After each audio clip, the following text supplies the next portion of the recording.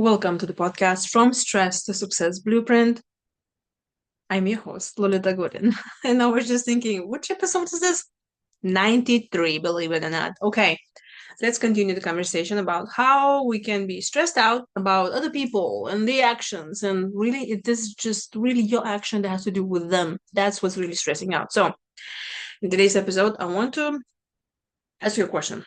Have you been in a situation where let's say you have a friend or a relative, family member, I mean, employee, I mean, you get it, another person that you give, and you just don't get much in return. By that, let's just get an example. So let's say, there's a friend, and she is asking, or he is always asking you to take them to the airport, feed the cats, take the kids to school. I don't know.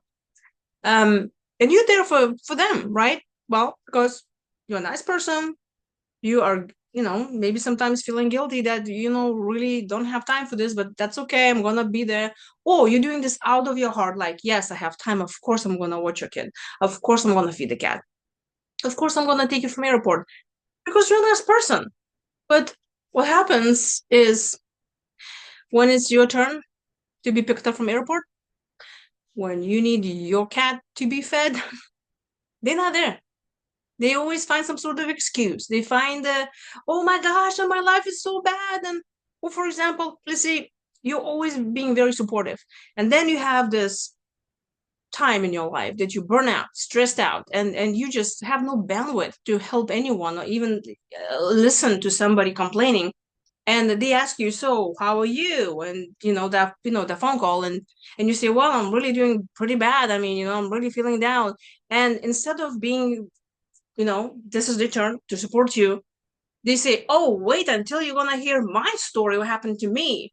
And then when you say, I get it, I'm sorry, but I really can't. Like, I cannot be there for you. And then they say, what kind of friend are you? I am done with this. And anyway, I think we all had those stories.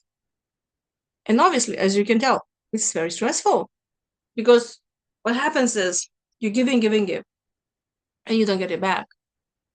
And if you grew up in the family where you constantly give yourself away. It was really expected of you to do that. It was expected for you to be a people pleaser, always be on high emotion, always being happy, and you are the joker of the family and want to make sure everybody's fine. And nobody paid attention to you. And you may even be punished when you say, hey, it's my turn. I'm feeling bad. You will grow up an adult where you'll be people pleasing and you will not be taking care of yourself much because you will feel guilty. And it will not even occur to you that you can say no to those people. Like, what? I can say no. That is draining you. And it's definitely a burnout. And more than this, when you have people like that, that they do not reciprocate, they're not there for you. It is stressful because you're not getting support that you need, but also you abandoning yourself because you keep on allowing them to dishonor you. So it's time to stop. So I'm inviting you now to make a list of people or just kind of, run it ahead and think, what are those people that really show up for you? And what are those people that don't show up for you? And maybe it's time to, you know, make less time for them. And don't feel guilty that you will say no next time when they ask you to do something. At the same time, if you already have a person that is just not there for you and you already expect them not to show up, like for example, as a family member, this not like you just can stop talking to them, although probably you should.